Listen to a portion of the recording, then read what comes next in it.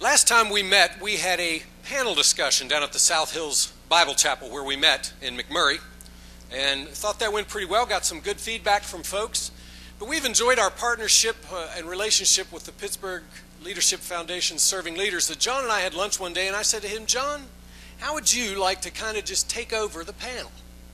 Well, that was all I had to say, because I knew what the answer would be.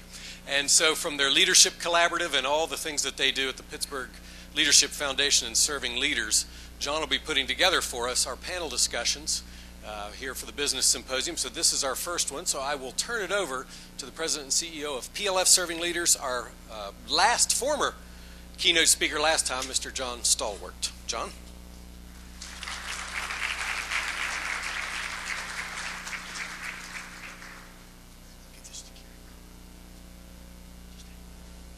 It's dangerous giving Kerry Frass the mic.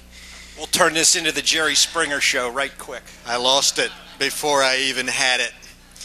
Well, it's an honor for us at Pittsburgh Leadership Foundation and Serving Leaders to work with Word FM in this business symposium. It's a really tremendous gift that you have done in putting this together, Mike and Word FM, for our community and for our leaders. It's so important for leaders to be together. And what we're going to do in the next 40 minutes is hear from the panelists who are behind me.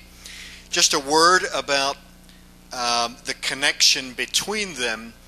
The marquee thing we do at Serving Leaders and PLF is something called the Leaders Collaborative, which is a 6-month, day-a-month cohort of 10 to 14 mostly private sector leaders, also some pastors would be mixed in there and some nonprofit leaders, but the majority, about 75%, are private sector leaders, where we go through together as a cohort a body of leadership development and business building and breakthrough goal planning work.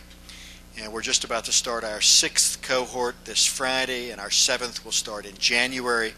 And so what Mike proposed is that on our panels we bring in graduates of the collaborative who can share out of their business experience, but also out of some commonality of learning and growing. What we know, and we know this from now 32 years of work as Pittsburgh Leadership Foundation, is, in the language of Sam Shoemaker, the great difference maker for our city's transformation is transformed leadership. Sam's way of saying this was that the untapped conviction and belief in this city means more to it than all the coal in the hills and all the steel in the mills.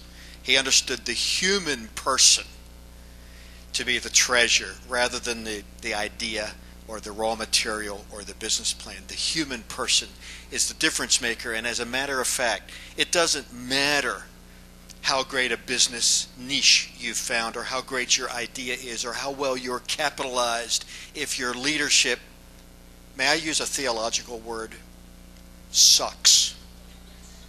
It doesn't matter, because all the money in the world put under a great business plan in a good market goes down the drain if you aren't who you're supposed to be, both from a character standpoint and from a competency standpoint. And so this is what we work at in the collaborative, and all the while we're building community because we need one another. I loved everything that happened today around networking and networding.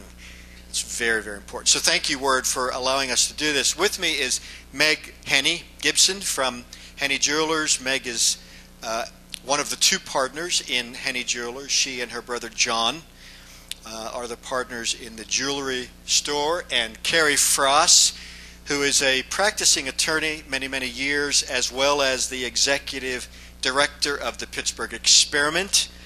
And the Pittsburgh Experiment works with business leaders all the way back to Sam Shoemaker. It was founded by Sam in 1955. And so Kerry gathers business leaders together around breakfast table and lunch table settings to work at some things in their lives. And Ian Davis, Ian is the president of Davis Capital, I'm going to get this wrong, Davis and Company, which does capital strategy, human capital strategy, and he's also been moving into some very interesting new areas of impact in the world. And then finally behind me is Craig Waller, also a practicing attorney. You know, I think about 20% of our Leaders Club graduates are attorneys and 50% of our panel today. So give them a hand, would you? Craig, among several things, Craig's really an entrepreneur, but his company is in IP, and he has a specialization around intellectual property, and we'll talk about that. So what I've asked him to do for starters, first round, ladies first, Kerry, so give it over, is to introduce themselves and to talk about what they do, what their work is about, so they give a good introduction to them so you can learn to know them. And maybe we'll just leave it right there so we keep the questions simple. What do you do? What's your work about? Where's the passion for you in your work and business? Meg, Henne, Gibson. Hello, good morning to everybody. My name is Meg, and my brother and I run Henne Jewelers, which we are part of the fourth generation. Just to give you a little history about us. Our business has been running for over 120 years, and it was started by our great-grandfather, who the premise was based on a Judeo-Christian principles, and we have been fortunate enough to carry that throughout. So we have a great foundation, and our passion is being involved in the community. With being in a fine jewelry store, we get to see people at the best moments of their lives, their engagements, their anniversaries, birth of children. So we really get to be very involved with people's personal lives. And then we are very fortunate that we get to give back to the community in so many different charities and great organizations here in Pittsburgh. How long do we get, John? Just as long as Meg took. Okay. I'm Kerry Frass. Some of you out there know me as a practicing lawyer. I've been doing it since 1976, so however long that is. Hold the mic closer. Thank you. Anyway, practicing attorney for 30-some years. I've been a public official. I've been Allegheny County solicitor. Been involved quite a bit in local politics. But here's what I really do. I like to get together with men and women, broken men and women, and stand by the door and try to show them where they can find some power and peace in their lives. And that is an organization called the Pittsburgh Experiment. And what we do, we encourage men and women to get together.